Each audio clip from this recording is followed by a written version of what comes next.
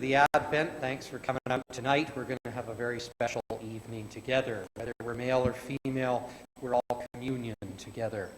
And I do commend to you, go to the Anglican Communion News Service site, ACNS. It also stands for something else sinister. But anyway, type in the full words, go download the piece about Justin Welby addressing the Church of England, talking to them about the Anglican Communion.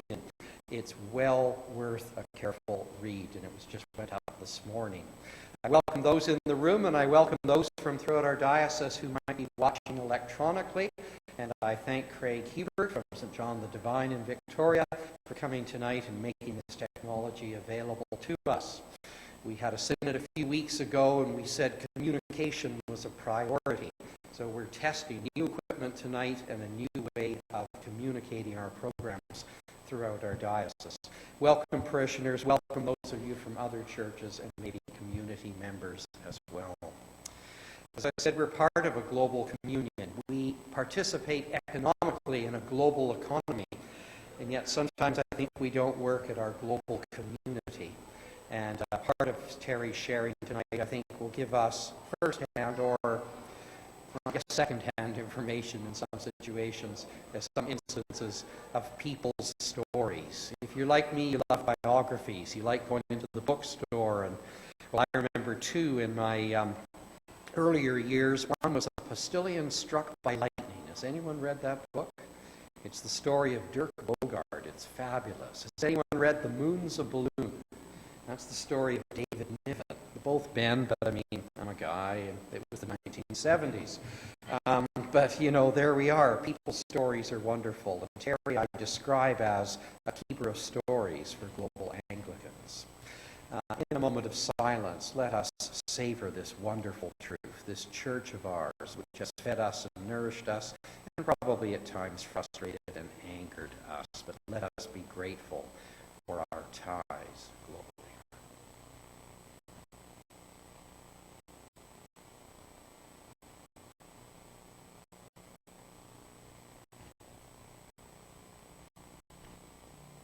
Holy and gracious God, O Spirit of the past and the present and the future, you have animated our lives and continue to animate the life of our church and us within it. Be with us tonight as we share in the stories of people who are our sisters and brothers in Christ, one body, following Jesus, witnessing to gospel truths. This we proclaim and celebrate in Jesus' name. Amen. I'm so pleased to welcome my friend and colleague, Terrie Robinson. Terrie works for the Anglican Communion based out of London, England. She has been Networks Coordinator and still continues with that work to some extent. And in that regard, she and I work very closely on Anglican Communion environmental network matters, and more recently, the Echo Bishops Initiative, which folks at the Church of the Advent have heard about and are going to hear a lot more about in the weeks and the months to come. That's the good news. Terrie also was recently appointed Director of, I think I'll let you introduce yourself. She's got a slightly new role with a slightly nuanced vocabulary, but it gives her the privilege and the ability to share in the lives of women and understand in a fresh and vital way how men and women in many areas of our community are carving out a better place for women globally. Things that we might take for granted here in Canada cannot be assumed in other places in the communion. So without any further ado, I welcome Terrie Robinson, who will give us the exact title of her position. Welcome, Terrie.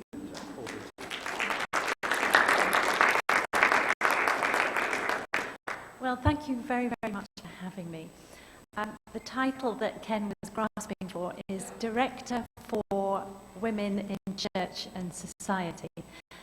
Many people say Director of Women in Church and Society, which is actually, that has a completely different meaning. Women certainly don't need me to direct them.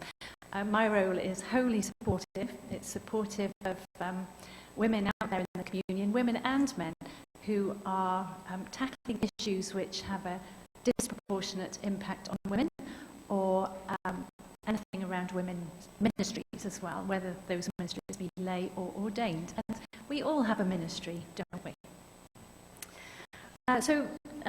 Warm thank you to Ken and Kathy. Thank you very much for welcoming me here and hosting me. I happen to be in British Columbia for a conference on human trafficking organised by Margaret Dempster of the International Anglican Women's Network, and I'll tell you a bit more about that in a minute.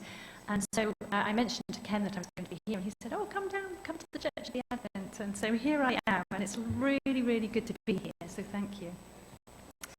I wanted to start by asking you what you think the average Anglican woman might look like. What do you think? Yeah, that's it. You're pointing to yourselves, so we look like that. You're not quite right. Some research 8 years ago showed that the average Anglican woman is a black woman. She's aged 31 years old. She has 2 or more children and lives on or under $2 a day. She's illiterate or semi-illiterate, and someone in her immediate family, possibly herself, is HIV positive or suffering from AIDS. That was 8 years ago, and I don't suppose much has happened to change that situation. There are around 43 million women in the worldwide Anglican Communion, and as you can imagine, there is a vast diversity of experience among them, and more about that in a moment. If you Google for images of Anglican church congregations, you're likely to see photos like this one. This one is from the Scottish Episcopal Church. Or you might see a picture like this one. This one is from South Africa. In that one from Scotland, you can see lots of women, and there are some men in there. And in this one from South Africa, there are lots of women, and you might see some men in there, right? Now, if you Google for images of Anglican church leadership, you're likely to see photos such as this one. That one. A woman, right? Or this one. And for those who are listening electronically, is it audio electronic or just, is it visual? Video as well. Okay, so I don't need to explain too much. Here's another one, some of my favourite people in this photograph. There's a woman. And there's one too. So you're getting the idea, I suspect. If the number of women in ordained ministries is indicative of how a church is doing in terms of gender equality, then the Anglican Church of Canada is faring better than most of the provinces of the Anglican Communion. I think you have a total of about 43 bishops in the Anglican Church of Canada, yeah, including the suffragan bishops. And among those, I think at the moment you have 6 serving women bishops. So that's 6 more than, for example, the Church of England. The good news in the Church of England is that we are expecting some women bishops next year. All being well, the legislation is now in place.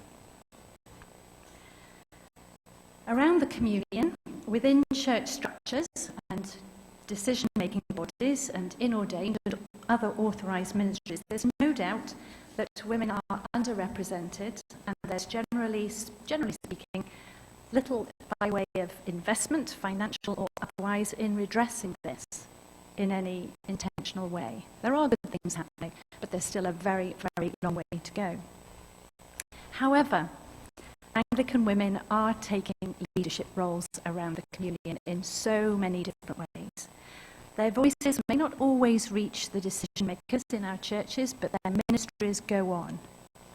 And often Anglican women are pursuing their vocations in areas where many would fear to tread, and in spite of any amount of obstacles and adversity.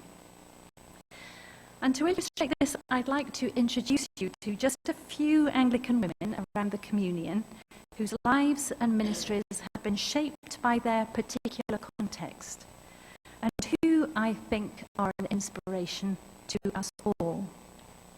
And then I hope that some of you will talk about your own experience and even let me know what you think could happen at the international level of the Anglican Communion to bless and support Anglican women in this part of the world. But before that, I'd just like to say a few words about the anti-trafficking conference that took place in Sorrento at the end of last week. A Canadian parish priest, Margaret Dempster, she was the chief organiser for the conference. Margaret is a member of the steering group of the International Anglican Women's Network, which is a network that connects hundreds of women around the communion so that they can share news, share their experience, share resource material, and generally build up transcultural relationships.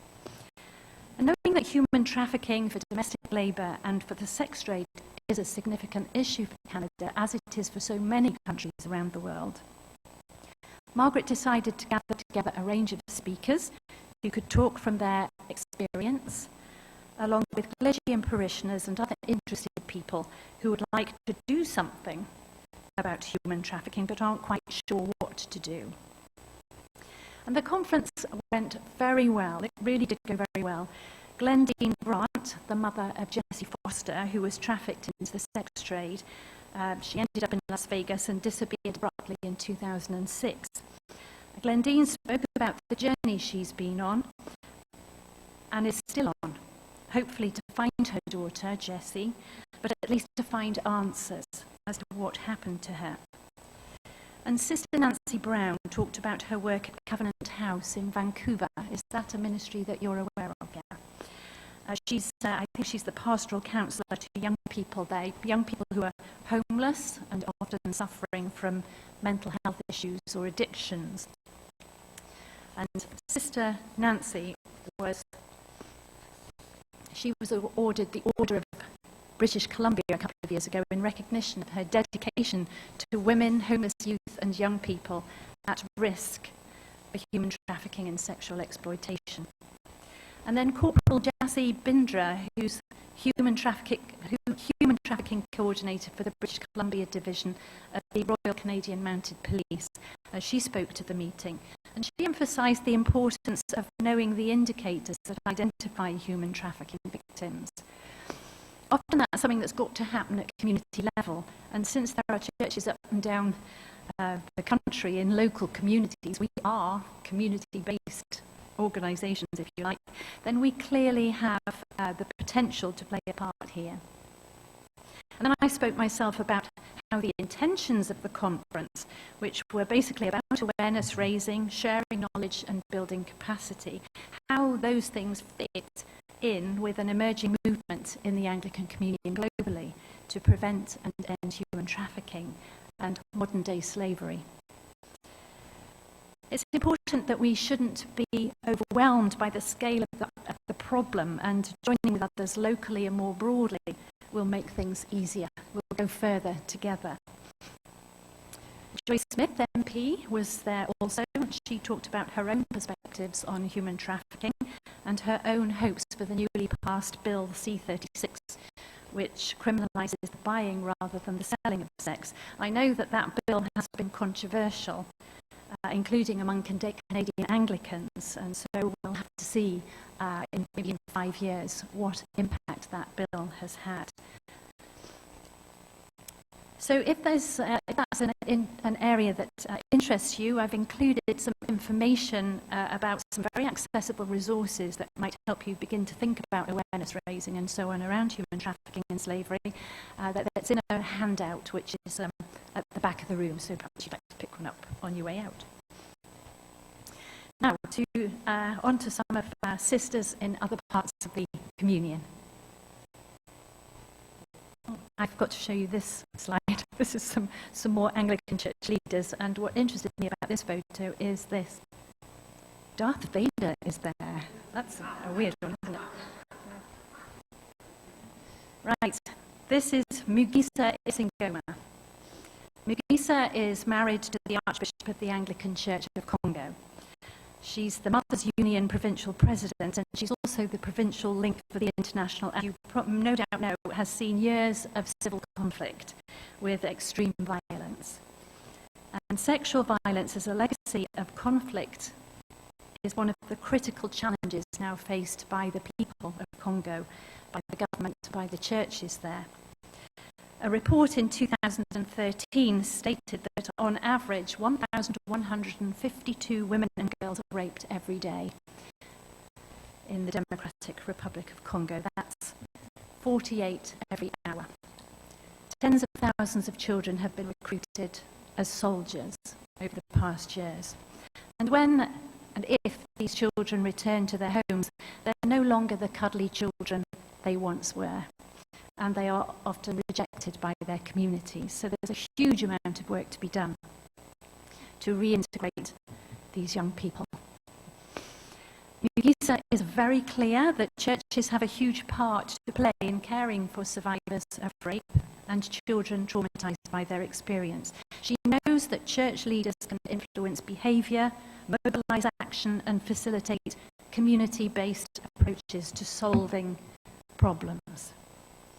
And Gbz has established a movement of women called the Union des Femmes pour la Paix et la Promotion Sociale, which roughly translates as Women United for Peace and Social Advancement. And the programs of this movement seek to empower the most marginalized and vulnerable women and girls so that they can participate in peace building, so that they can have the skills and the know-how to generate an income for themselves and care for their own health and the health of their families.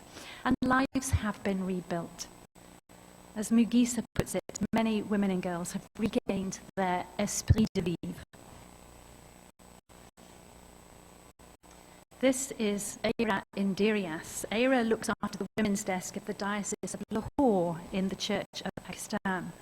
And in that capacity, she's involved in a broad range of projects among women who are very poor and often destitute. So skills training for girls, adult illiteracy for women who've never been to school, healthcare, Bible study, you name it. And Erika is a very brave woman. Can you remember back in November 2010, a Christian woman called Asia Bibi was sentenced to death under Pakistan's blasphemy laws. Erika visited Asia in prison and subsequently joined calls within Pakistan for a repeal of the blasphemy laws and for fair legal representation for Asia and for her immediate release. Not long afterwards, Erika wrote an article in the Daily Times in Pakistan lamenting the killings of prominent liberal politicians in Pakistan who'd spoken out against the country's blasphemy laws and the misuse of those laws. Erika's parents have asked her not to be so outspoken. They're very concerned for her. It's a dangerous thing to be outspoken on these issues. But she's a strong Christian woman and she feels bound to take the risk. That's Erika. Here's another incredibly brave Anglican woman. Martha Ganga is a 50-year-old Tanzanian woman who has albinism. Albinism is a rare, non-contagious, genetically inherited condition occurring both in males and females, regardless of ethnicity, in all countries of the world. In Tanzania, the UN estimates that 1 in 2,000 people have albinism. Martha is one of 7 siblings in her family, 3 of whom have albinism. She knows to her cost that in parts of Tanzania there's intense discrimination and even violence against people with the condition. There have been murders, even in recent years, and the graves of people with albinism have been robbed of body parts for use in so-called witchcraft. Martha recounts how people in her village, when she was growing up, blamed her for everything that went wrong, from bad harvests to seasonal weather changes, believing she was a curse upon them. This led Martha to contemplate suicide. She even threw herself into a river because she didn't want to be a burden on her family. But as Martha says, God had another plan for her, and she was washed up on the riverbank alive. For almost 30 years now, Martha has worked with albino children and their families to educate them about albinism, about how to look after their sensitive skin and eyes, and to empower them, to give them confidence, to remind them that they are as beloved to God as anybody else. She's now running a not-for-profit organisation called Albino Peacemakers, and she works in partnership with a couple of other entities with albinism is at its worst, and she gives talks to debunk the damaging myths that surround it. Of course, the Tanzanian government should be doing more to educate its people and protect people with albinism. But until such time as they truly find the political will to do so, brave people like Martha have to be counted among the saints.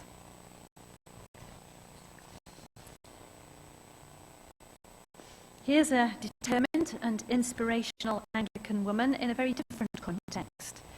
Since 2009, Sarah Iglehart has been Missioner for Indigenous Ministries for the Episcopal Church, and just recently she was named one of 40 emerging American Indian leaders by the National Center for American Indian Enterprise Development in the USA.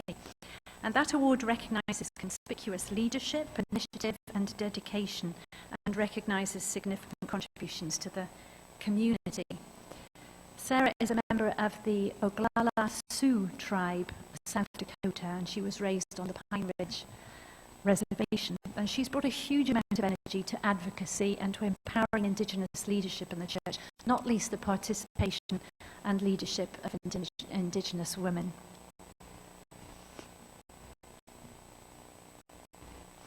From North America to South America, this is Erika Montoya.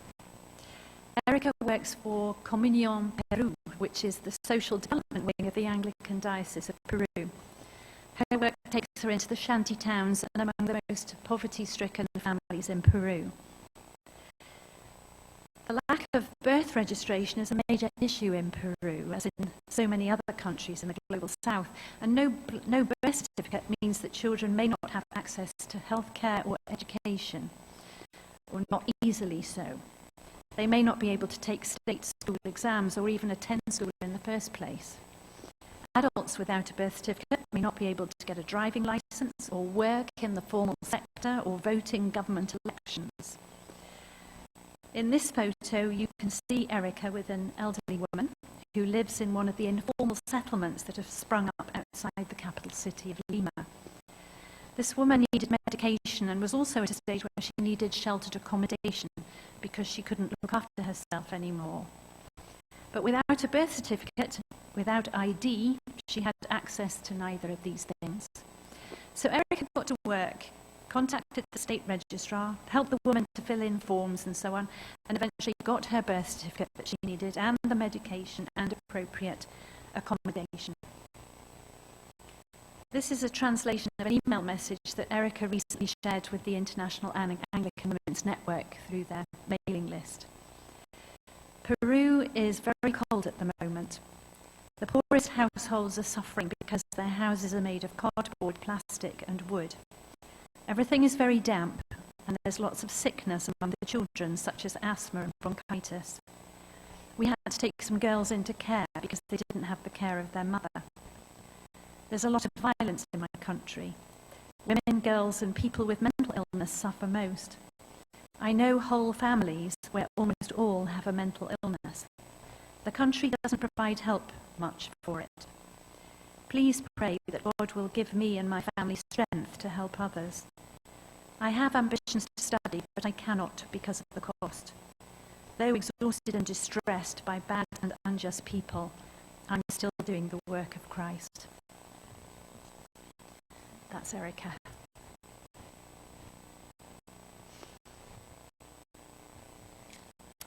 This is Esther Lee. Esther Lee is a priest in the Anglican Church of Korea. Esther was called to the ordained ministry while she was working at a Christian refuge for women who were escaping domestic violence. Esther says that in Korea, women usually blame themselves for men's violence against them and usually keep silent about what's happening to them and pretend to others in the community that everything's fine, the household is happy, etc., etc. And that's a familiar pattern, isn't it? Esther became very aware that the traditional liturgies used in the Anglican Church of Korea, the words used in worship, didn't help or contribute to the healing of the women in the refuge. She wanted women and girls who'd been abused to be able to find space in worship, to find comfort, and to be empowered in order to survive and flourish. So Esther got to work and wrote new liturgies based on biblical texts that communicate something more helpful. And this is what one of the women at the shelter wrote to Esther. Before, I thought of God as a punishing and strict God, but not now. Since I came to the shelter, I think God feels the pain, sheds tears, and comforts me when I'm ill.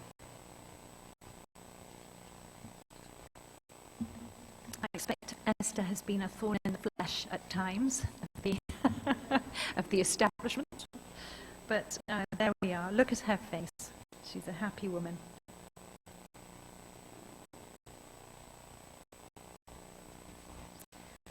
And this is the Reverend Canon Edith Mary Mujinya of the Anglican Church of Uganda. Edith Mary was an orphan, and her guardians couldn't afford funding for any further education for her once she'd finished her basic schooling. In 1994, the Lee Tim Oy Foundation paid for a 3-year Bachelor of Divinity course. Have you heard of Lee Tim Oy? Now, Lee Tim Oy is the first woman to have been ordained in the Anglican Communion. She was in Hong Kong. She was ordained during the Second World War.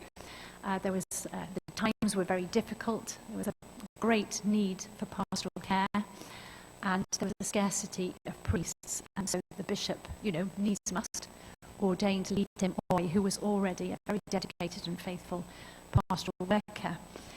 And her family set up this trust, the Lee Tim Oy Foundation, to support women in developing countries to further their education, where that education supports their ministry, their vocation.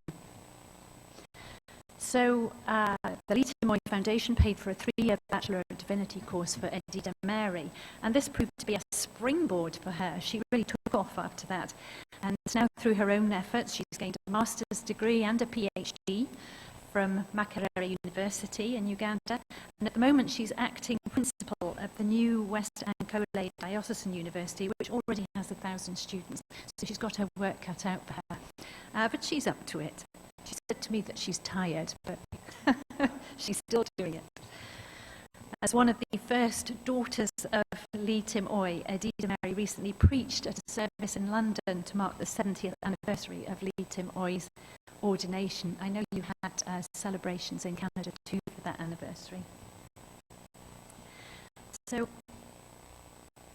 one last person that I would love to introduce you to, and that's Edith. Edith is the wife of Bishop Matteo Kasagara, who's Bishop of Lake Rukwa in Tanzania, in the Anglican Church of Tanzania. Lake Rukwa is, relatively speaking, a new diocese that covers a vast rural area. There's a large population of Rwandan refugees who've been living in the area since fleeing the genocide in 1994. And the refugees have built homes, they scratch out a living in the land and so on. They've made a go of it. And they have, of course, had many children whose births haven't been registered and who are technically stateless. So there's a huge vulnerability there. It's a very poor diocese indeed, and Bishop Matteo himself earns very little. So his wife, Edith, supports her family by knitting jumpers on a knitting machine and selling them in a booth at the side of the street. And there she is with her knitting machine and some of her jumpers. I don't know much more about Edith because she speaks Swahili and I don't. But I commend her to you for your prayers. Her lot in life as a bishop's wife is very different to the lives of bishop spouses in my home context, and I expect in yours too. So, these are the stories of individual Anglican women, but great things happen when Anglican women get together in one way or another, as you will know. For example, for a number of years, a delegation of Anglican women has been gathering at the annual session of the United Nations Commission on the Status of Women. And you have a star of one of those delegations here in your midst. Gloria, there she is. And there's a photograph of Gloria. I don't think you're in there, are you? Or are you? Is that you?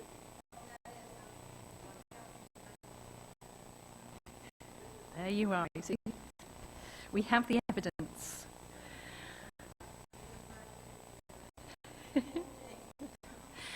So the Anglican women, while they're there in New York, they take advantage of the opportunity to bring forward those issues which have a disproportionate impact on women. They make appointments with permanent missions at the UN, and they go along to all sorts of parallel events, which are great learning opportunities, and even co-present at some of these parallel events. And so they're able to offer as well as receive learning. The big issues that Anglican women have been taking to the Commission on the Status of Women have been pretty much the same for a number of years. Poverty, violence against women and girls, lack of participation in decision-making, climate change, which most certainly has a disproportionate impact on women, and corruption. And when the Anglican women return home to their different provinces, the idea is that they're given a platform back home to feed back to their church structures and begin to make a difference there too. So, for example, here's Mandy Marshall. Mandy was the Church of England delegate to last year's session of the Commission on the Status of Women, when the priority theme was ending and preventing gender-based violence. So not earlier this year, but last year. And in this photo, Mandy is making a presentation to the Church of England Synod. And as a result of her feedback and of her presentation, the Synod passed a resolution committing the Church to work against gender-based violence in a raft of different ways.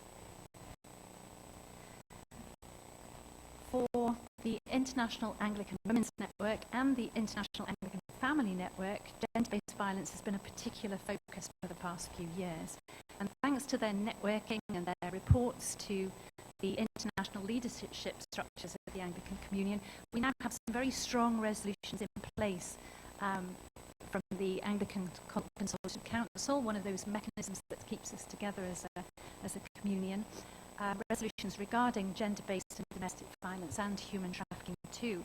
And these resolutions over time will hopefully have an impact on the shape of policy and mission in all of the provinces across the Anglican Communion.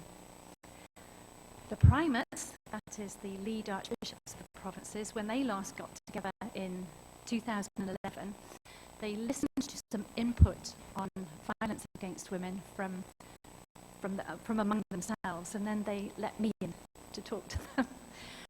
And as a result of that session, they decided to send out a letter to the churches of the communion regarding gender-based violence. And I don't think I have mentioned on the information sheet that I'm going to hand out, I haven't mentioned, which is remiss of me, I haven't mentioned the key resolutions that are now in place, and I haven't put in, I don't think I've put in a URL for the primate's letter to the churches, but if you were to Google primate's letter to the churches on gender-based violence, you come across it straight away, and it's there online in several languages. And this letter sets out the primate's own commitments and also encourages action in all our churches along a number of strands, from awareness raising to supporting survivors of violence. So in a minute, I would quite like to hear from you, but I just wanted to flag up a couple of resources that I've fed in as a contribution from my desk to Anglican efforts to end and prevent gender-based violence. The first resource, again, it's online. If you were to Google Anglicans in the 16 days, you'll find it straight away because it's on quite a number of websites now. Learn, Pray, Be Inspired, Act. That's an information resource, and it's got lots of examples of things that Anglicans are doing around the communion,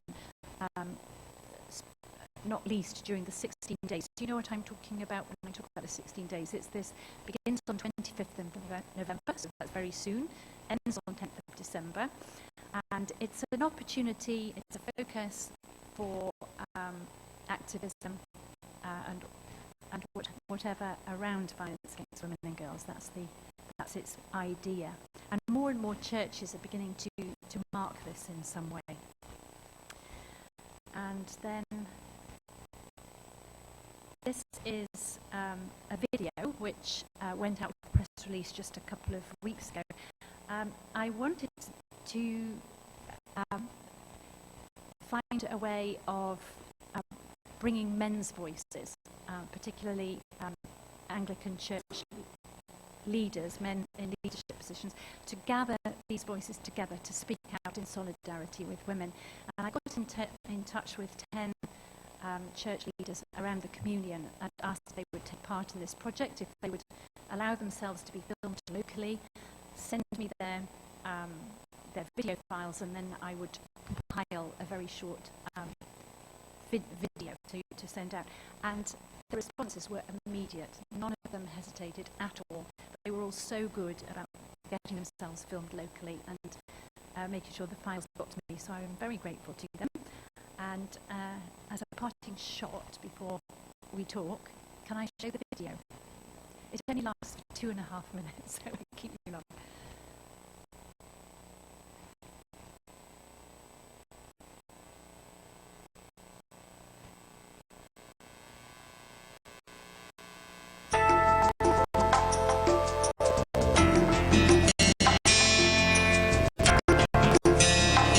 Boys are not born to be violent men, and most men are not violent toward women. But many of us are silent about violence against women and girls. Or see it as something that doesn't have anything to do with us. We can stand in solidarity with women by making sure our churches are promoting and modeling safe, equal, respectful relationships between women, men, girls, and boys. By providing safe space for victims and survivors of violence. By paying attention to biblical texts that encourage empowerment and participation of women. By finding the points of harmony between the values of our Christian faith and the best of our cultural heritage. We can teach our boys and girls, young women and young men to honor themselves and each other as human beings, cherished equally by God. We cannot pretend that we are not aware of the reality of violence against women and girls. As men of faith, we can take responsibility to speak out and end it.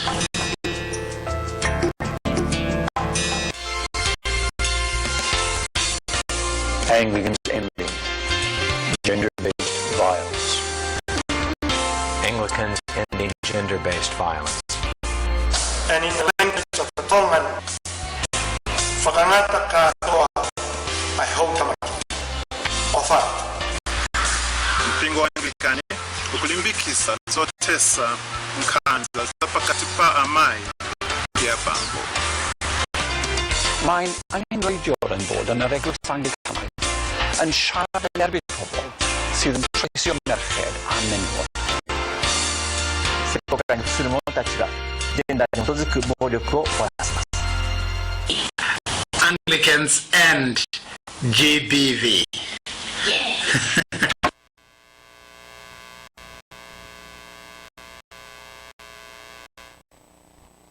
Zimbabwe, he's just a legend, he really is. So did you recognise the first movie star? There, your very own Archbishop Ed. So, Ken.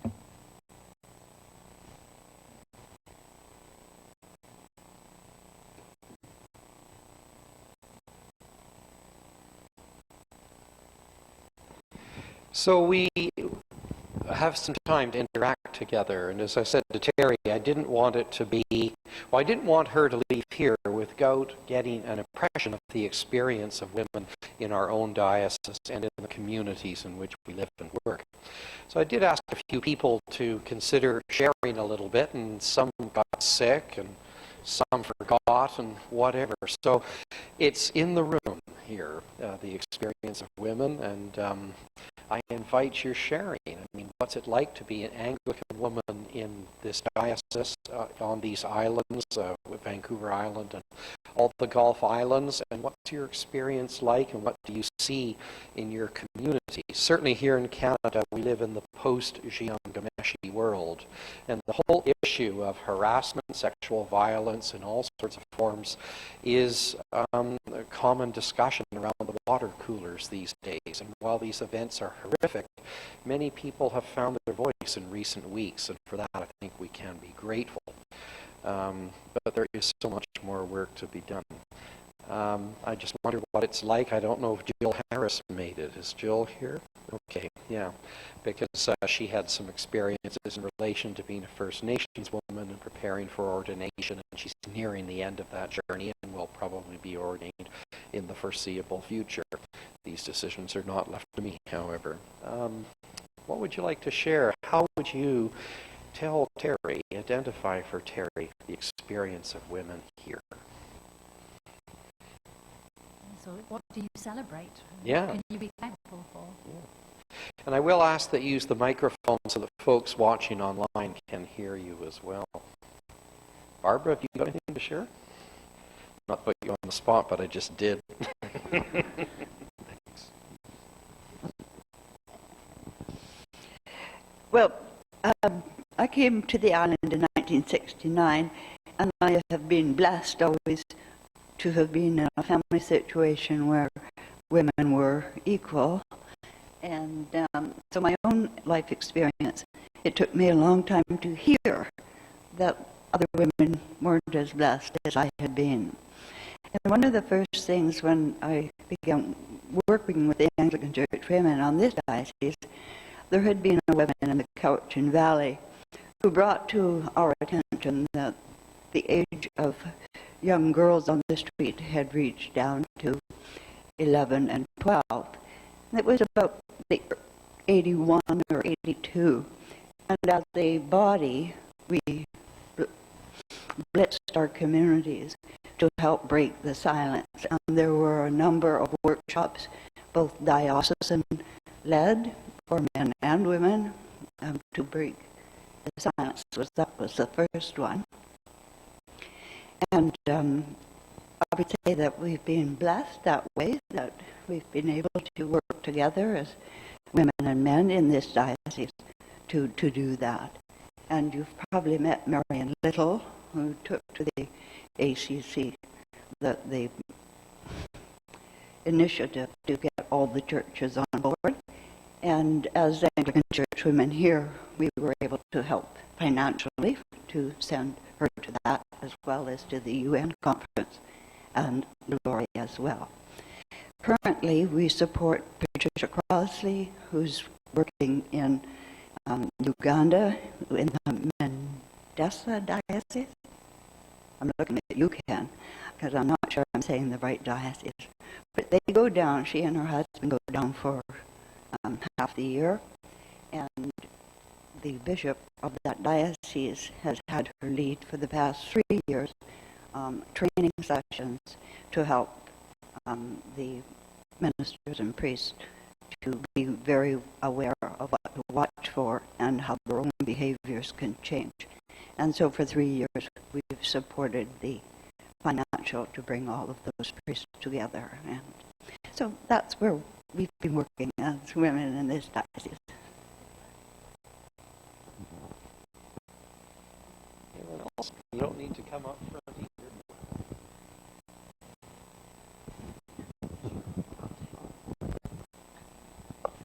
Well, like Barbara, I was never in a family where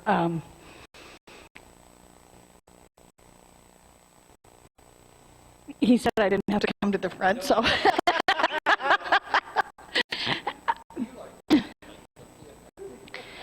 But I did work in mental health here in Canada for 40 years, and saw the victims of some of that violence. And when you were saying about women in many countries who believe that they're responsible for the violence, the same thing exists here.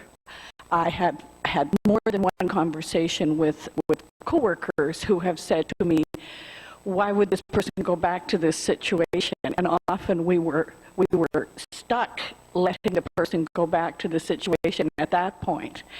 But I certainly have also seen what support can do for victims. And as you were talking, I was reminded of a young girl who came to see me one time, and she said, I was a mental health counselor, and she said, I've been in care ever since I was a child, and nobody has ever been able to help me, and everybody has given up on me.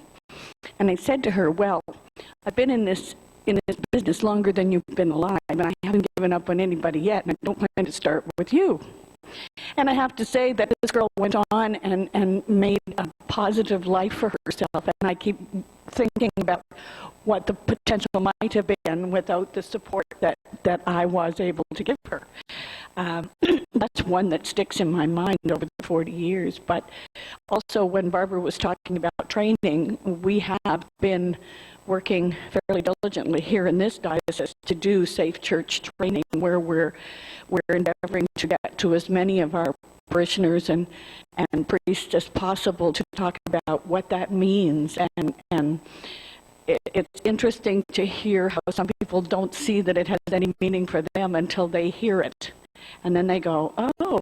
And recently had one lady who, after a session, said to me, something had come up, and she said, I'm really glad I went to that session, because I was able to put that in perspective now, since I heard what was said at that session.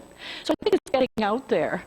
I think there's a lot to be done, but I do think it is going.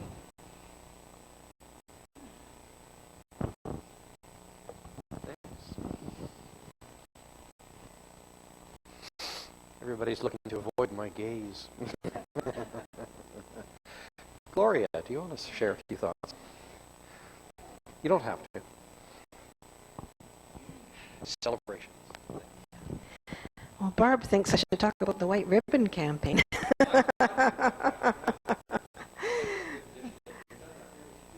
Mm-hmm. Yes, every year at this time there's the days of activism, and we think about all the preventing violence against women and girls, and actually we're talking now about gender violence. And the White Ribbon Campaign is to recognize that we want to lower the problems that are out there and to put a face on it. And a lot of people are not really aware that there is this violence out there. So every year we do this at this time of year, and I know that in some of the parishes there's a fundraising that goes on for the White Ribbon Campaign, and they choose where that money goes. So it can go to some local charity, or it can go to sponsor somebody. So there's many avenues that you can follow to fundraise, or to just put a face on it, talk to the people, make them aware where the white ribbon, and we need to get ours done. And also, I'd like to say, a few years ago, not too many years ago, I was living in the Yukon Diocese, so Terrie might like to hear what the Yukon is like. And it's the Whitehorse is the city there, and then there's a few towns and a few villages which are hundreds of miles apart, so transportation is a big issue for a lot of people. There's a First Nations component. Some of the smaller places have quite a high number of First Nations people, and certainly there is a lot of serious problems with some of the violence that happens there, a lot of it alcohol and drug related. We have one community which is fly-in called Old Crow, and they have their own issues to do with transportation and just getting out to things in the other parts of the diocese. Marion, would you like to say something about? I'm sure you've got lots to say. Marion was married to the Dean of the Cathedral in Whitehorse, so. Yes, if there's anybody who wants to ask me about that later, I can do more. Sure. This is for Terrie or anyone else. As a lawyer, I'm appalled and I'm questioning how we can support our 31 million sisters, especially in Africa. They're not unique to this, but so many of the countries have recently, within the last 5-10 years, passed laws that are egregious, not only at protecting women, but have turned the tables, and they're just anti-woman in a lot of ways. And I'm just wondering if you had any thoughts on what could be possibly done, because I know that the legal world has changed all over, and it's not doing a very good job at protecting women. Terrie, you got any perspective on that? Yeah, go from there. Just to say that women, Anglican women, and I no doubt other women too in those countries are finding their voice and are trying to find opportunities to make sure that decision makers hear them. I was talking to Mathilde, who is the wife of the Archbishop of the Anglican Church of Burundi recently, and I said to her, what's the big issue for you at the moment for women in Burundi? And she said, well, we've got elections coming up, so I'm doing everything I can to make sure that women are standing for election. And so they've got the right idea, they know what to do, and we can be there to support them. We've got this delegation that goes to the UN Commission on the Status of Women every year, where we support one another. So that way, and we can keep praying.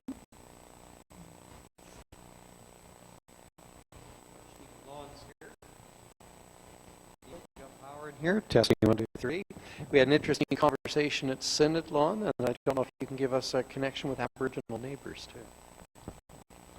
Thank you. I'd like to thank Church of the Advent and Ken and yourself, Terrie. I'm sorry I was a bit late and missed the introduction, but I think it's wonderful that this event is happening, and I'm saddened that we don't have more people here to hear the message, but it was well promoted, and here we are. Yesterday, the scripture from Judges talked about Deborah and her judging under a palm tree. And I spoke to the children about equality of boys and girls, women and men. And it was exciting for me to think that there's hope for a generation of children to perhaps live differently than we do today or have in our upbringings, for sure. The connection from Synod with Aboriginal neighbours, yes, there was a lot of discussion that actually led to a motion that Ken brought forward and was carried, and that was regarding the Highway of Tears, you would call it, or the murdered Aboriginal women, and I believe we added other women as well in the final wording, but that we wrote to the Prime Minister and asked, requested that they have a royal commission regarding the investigation of that and lack thereof, or etc. So the issue is alive and well, but I think even more than that, for me personally, living in this diocese, I was listening to you talk, and I can't even begin to imagine our church without the wonderful women, whether it's in my own parish. I have 2 wardens that are women, Bridget and Sue. Whether it's the Sisters of St. John the Divine, who serve our diocese so faithfully and so well, people in the Synod office, we have at least one here, and lots of other fine women that work there. And so Anglican Church women, all of it, it's just, you're such a key part of our church and often not thanked properly, so thank you. And the Safe Church movement as well, I'm supportive of that, and know that we're doing the right thing. So thank you, and I hope we get a chance to chat later. Anyone else as we draw our session to a close? Maybe we'll really get our act together next time and we'll have the computer up and running and people could send in their questions, but hey, one step at a time. Well, I think on your behalf, I'll thank Terrie for coming to be with us tonight and to giving us a glimpse of the global world. And I'll have to talk with Craig. I don't know if we actually recorded this or not, but anyway, all things in time. Let us go forth from this place tonight encouraged and strengthened, knowing of the experience of others, and knowing that in Christ there is a very special kind of friendship. And let us go from this place tonight maybe recovenanting as part of our own baptismal ministry to strive for the equality of all persons in all situations, no less so amongst the sexes. It's interesting, I was preparing a family, a daughter, a father, and a grandmother, all in the same family for baptism this afternoon. And I got to those, what I call the 5, it's now 6, holy habits of successful Christian people or curious Christian followers. And a huge part of those covenants, after we seek the apostles' teaching, the bread and wine, and the fellowship, and commit to prayer, we get down to justice, and we get down to that one, you know the language, it's to respect the dignity of every human being. That's what we ask for ourselves, and that's what we hope to express in all our relationships. So thank you, Terrie, for your work globally, and thank you for coming here tonight to make it locally accessible to us. Thank you all for coming out tonight, and we have to be home to watch the news by 9 o'clock, so, you know. Why don't we pray a prayer well known to the Canadian Church anyway, and Terrie, join us as you're able. Glory to God, whose power working in us can do infinitely more than we can ask or imagine. Glory to God from generation to generation, in the Church and in Christ Jesus, forevermore. And as we used to say in Kootenai Diocese, safe home, your